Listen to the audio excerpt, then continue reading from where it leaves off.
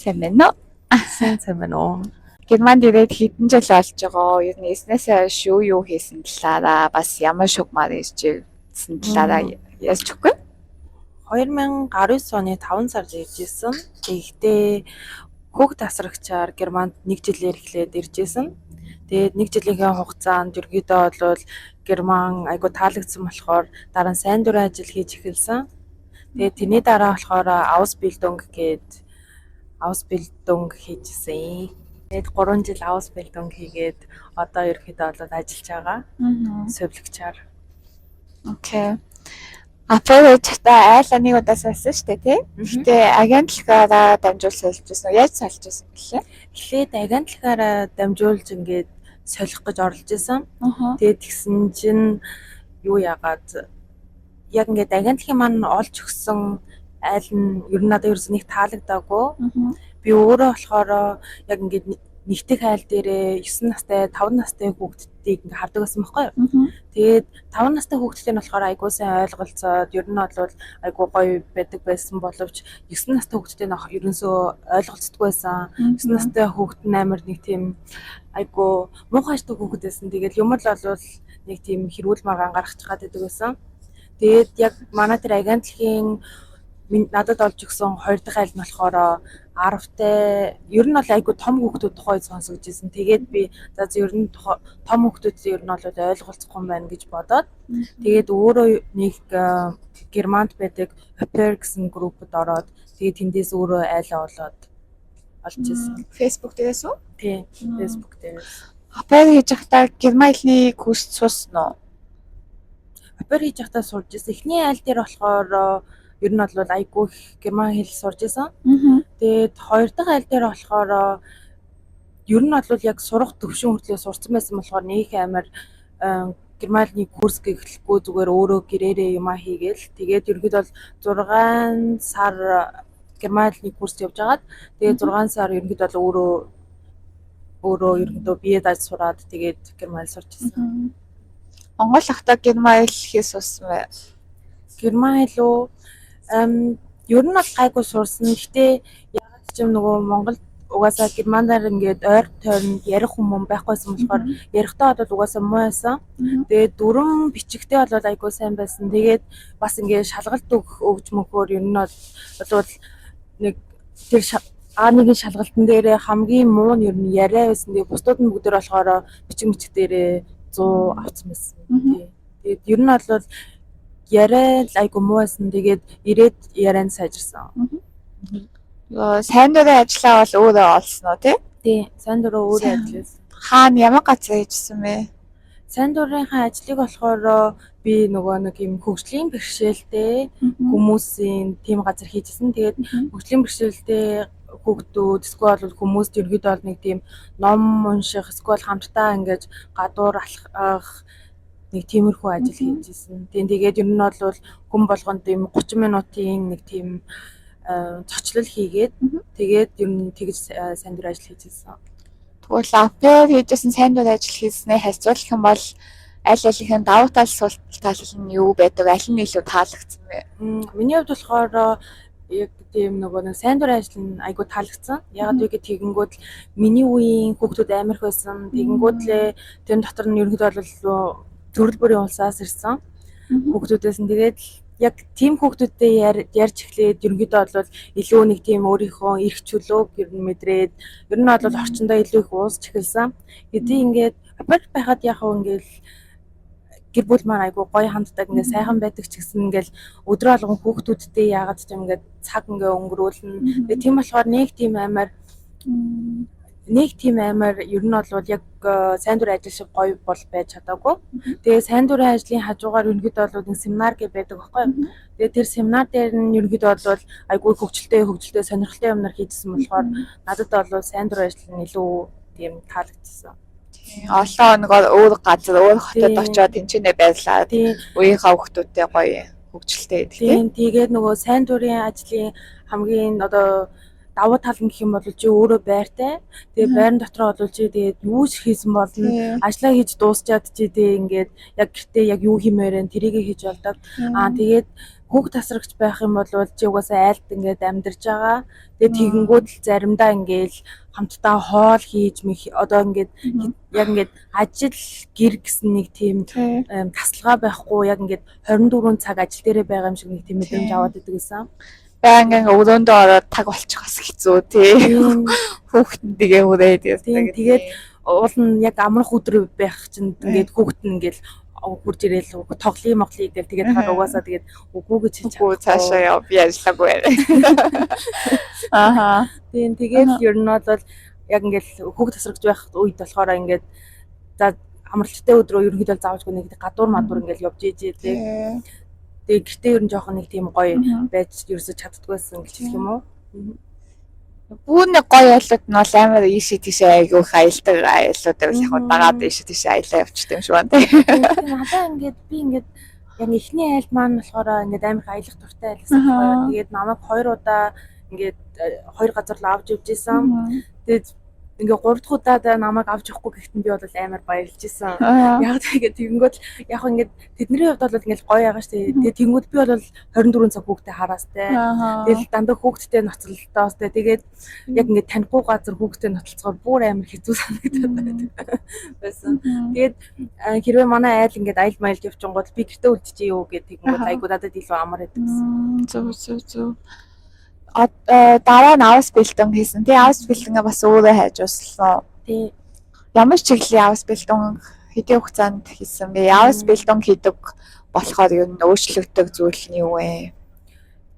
Авс бэлтэн хийх юм бол ерөнхийдөө бүх юмаа өөрөө зохицуулах хэрэгтэй. Яг ингээд одоо монголоор хэлэх юм бол яг тустай гарч байгаа гэсэн үг. Ер нь бол цаанаас өөрөө байр олох хэрэгтэй, хоол хүнсээ өөрөө зохицуулах хэрэгтэй. Ер нь бол яг ингээд чи өөрөө ажил дээр гарч ийн л гэсэн ойлголттой хажуугаар нь хэдий сургуульд явж байгаа ч гэсэн өөрийнхөө ер нь цард болж байгаа цалингаар өөрийнхөө байр хоол тэгээд утасны мөнгө гэл бүх ер нь төлбөрөө өөрөө ингээд төлөх зохицуулах ёстой. Сайн дурын ажил дээр болохоор цаанаас нь ингээд байр өдрөөс өгсөн болохоор нэг тийм амар тогны мөнгө эсвэл бол нэг тийм жижиг шажиг ингээд амьдралын юугаар гарч ирдэг нэг тийм усны мөнгө, тогны мөнгө гэсэн юм дээр ерөөсөө санаа зовхгүй. Тэгээ нөгөө Германд ч нөгөө нэг радио, телевизийн мөнгө гэж бас төлдөг шүү дээ. Тэр мэрийг ерөөсөө төлөх шаардлага байхгүй. Тэгээд авс бэлдүнг дээр гарч ирэнгүүт л ер нь бол бүгдийг төлөх хэрэгтэй байдаг. Сар болгоны унааны заалталгээ бас тий. Тэгээд авс бэлдүнгээ болохоор сувлагчийн чиглэлээр 3 жил хийсэн. Тэгээд одоо болохоор сая өнгөрсөн хавар 4 сард сургуулаа төгссөн байгаа. Тэгээд одоо энгийн зүгээр ажиллаж байгаа. Авс бэлтэн хийхэд нь ер нь хэцүү байсан уу? Хажуугаар нь бас давхар өөр мини жоб олж хийсэн үү? Эхний 3 сар жоохон хэцүү байсан. Гэвгэнт ингээл юу яагаад ирсэн чинь ер нь бол Герман хэл дээр би ерөнхийдөө бол эмнэлэг дээр ерөөсөө практикум мэдрээс хийгээгүй. Зүгээр шууд ингээд эмнэлэгт ороод ирсэн чинь ингээд жижиг сажиг юм юмны хэллэг, нэршлэн ингээд мэдгүй болохоор айгүй жоохон хэцүү санагдчихсан. Тэгээд яг ингээд 3 сар болоод ирсэн чинь ерөнхийдөө бүх юмаа тэгэл сурцсан болохоор нэг амар хэцүү санагдаж байгаагүй. Ажил дадлага дээр бол надад ерөөсөө нэг амар хэцүү санагддаггүй байсан. Тэгээ хичээл ч гэсэн айгүй амархан, миний бодлоор айгүй амархан хичээлүүд ордог гэсэн юм шиг санагддаг шүү дээ. Зөв. Авс бэлтэн гэж хажуугаар нь ажил хийсэн гэсэн үү? Эхний 1-2 жилдээ болохоор ажил хийж байгаагүй. Авгүй маань 2 дахь жилийнхаа талаас ажил хийж ийсэн. Тэгээд нэг 3 сар мар хийсэн байгаа. 3 сар хийчээд тэгээд 3 дахь жилдээ орохдоо дахиад бас сүүлийн 6 сард цагийн ажил хийж ийсэн. Ер нь заавал хажуугаар нь давхар ажил хийхгүй авс бэлийнхаа цалингаар амьдрахад бол боломж юм байна. Боломж. Одоо ажил дээр гарсан чинь ямар вэ? Ажил дээр гарах уу? Одоо бол ингээд нэг бодлын жоохон ингээд харамсалтай. Нөгөө бодлын айгуу гоё. Яг тэгээд тэгэнгүүт ер нь бол ингээл сурагч байдаг багт чинь чамд яг нэг тийм тэр ажлын тэр нэг хариуцлага гэсэн юм орж ирэхгүй. Тэгээл нэг хүн амьтанд дагаал тэгэл хүн амьтны хилдмэлсэн нэг тийм ажлуудыг хийчихэл тийм тийм юмнуудыг хийжэл ерөнхийдөө бол амар аз жаргалтай ингээл явж гин. Тэгээд ер нь бол заавалжгүй энийг тэгвэл яах вэ? Энийг яах вэ гэсэн нэг тиймэрхүү бодлууд байхгүй. Зүгээр хийгсэн юмнуудыг хийжэл ингээл явж идэг. Тэгээд бас ингээл үеийнхээ хүүхдүүдтэй тэгээд хичээл оронгууд л ерөнхийдөө бол зугаалж мугаалзаж тэгэл байждаг. Тэгээд хэрвээ ажил дээр гараад ирэх юм бол одоо бүх юмыг ингээ өөрөө ингээ сайн ингээ бодох хэрэг ч юм уу те. Ер нь бол заавалжгүй нэг юм ингээ амар сайн бодох хэрэг. Ер нь нэг юм хийж явахдаа нөгөөдхийн заавалжгүй бодох хэрэгтэй. Дандаа хоёр талтай ингээ бүгдийг бодох хэрэгтэй байдаг. Тэгээд тэгэнгүүт хариуцлага илүү өндөр болж ирдэг юм шиг санагдсан. Тийм. Тэгээд ерөнхийдөө бол хариуцлага айгүй өндөр ингээ юу яаж болохгүй хамаагүй өвчтэй гэж хэлж болохгүй яагаад вэ гэдэг тэгэнгүүт хэрвээ чи өвчтэй болчих юм бол цаана зөндөө олон хүмүүсийн ерөнхийдөө ажил ингээд айгүй замбархах мамрах тэгээд тийм болохоор ер нь бол нэг тийм хариуцлага өндөр болсон гэх юм уу? Тэгээд жилээр нь ер нь дандаа ажиллаа төлөвлөх үү хизээ амралтаа авах уу хизээ яах вэ? Юу одоо ингээд жилийн амралт нь болохоор 39 хоног гэдэг баггүй юу? Германы бүх ажилт нь эсвэл тэрийг сайн яг мэдэхгүй байна.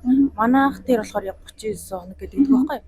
Тэгээд тэр 39 хоногийнхаа амралтыг болохоор жилийн өмнө ерөөдөө бол тэр нөгөө дарагтайгаа яриад би одоо энэ үед ингээд юу яах хэвтэй амралтаа авах хэвтэй гэж хэлнэ. Тэгээд юу болохоор ингээд өдөр болгон ажиллах одоо ажлын хуваар байгаа шүү дээ. Тэрийг болохоор дандаа нэг сарын өмнө юм уу 2 сарын өмнө мэддэг. Тэгээд за энэ сард би ерөөдөө л ингэж ажиллах юм байна да гэсэн нэг тиймэрхүү ер нь жоохон нэг тийм барагцаа авдаг. Одоо сувлагчаар ажиллаж байгаа шүү дээ. Ажлын хуваар нь ер нь ямар байдаг вэ? 7 хоногийн тогтсон хуваар ээлжээр ажилтдаг уу эсвэл ээлжээр ажиллана. Одоо жишээлх юм бол би сая хэлсэн шүү дээ. Ингээд сарын өмнө ерөөдөө бол хуваар чинь бичигдсэн байна. Тэгээ яг тэр хуваар дээр яг яаж ажиллах нь гэдэг дээрээ ээлжүүд нь жишээлх юм бол өөр байдаг. Заримдаа ингээд 7 хоногт бүр ингээд 3 одоо ээлж байгаа шүү дээ. Гурван ингэ хийх үеж байдаг. Одоо жишээлх юм бол нэг өдөр өглөө, өдөр оройч гэдэг юм уу. Ер нь бол сараас болоод хамаарад өөр. Нэг өдөр ажиллахдаа 8 цаг ажиллах уу? Тийм 8 цаг ажиллана. 8 цаг уу. Ээлжүүдийн цаг нь яг хэдээс эхэлдэг гэсэн үг үү? Ээлжүүдийн цаг нь болохоор 6:30-аас 2:30. Тэгээд өглөөний ээлж. Тэгвэл өдрийн ээлж нь болохоор 1:30-аас 21:30. 9:30. Тэгээд оройных нь ээлж нь болохоор 9-өөс 7 цаг. Оройн 9:30-аас 7. Тийм. 9 цагаас. Зөв. Ausbildung хийж байхдаа авчаасан цалин одоо авч байгаа цалинтай найзуулахад ямар вэ? Хамаагүй их штэ. Ausbildung хийж байхдаа хийдэг авдаг байсан мөлий? Тэгээ мартчихжээ. Гэтэ тэр ингээд амар сон ингээд сар болгон өөр идэг байхгүй юу? Одоо жишээлх юм бол ингээд Германд болохоор ингээд хэрвээ чи ингээд амралтын өдрөөр ажиллах юм бол эсвэл баярын өдрөөр ажиллах юм бол энэ нөгөө нэг юунууд нэмэлт цалингууд орж ирдэг. Тэгээд хэрвээ одоо жишээлх юм бол чи 1 сар ерөөдөө ямар нэгэн амралтын өдөр юмсгүй бол баярын өдөр ажиллах байх юм бол чиний цалин чинь амар бага орж ирнэ. Тэгэнгүүтлээ хэрвээ тиймэрхүү өдрүүдрээ ингээд ямар нэгэн тийм бизондос өдрүүд байгаа шүү дээ. Тийм өдрүүдээр ингээд ажиллах юм бол ингээд цалин чинь нэмэгддэг байхгүй юу? Тэгээ тийм болохоор би яг тэдийг л авдаг даа гэсэн нэг тийм юу сайн санахгүй байна.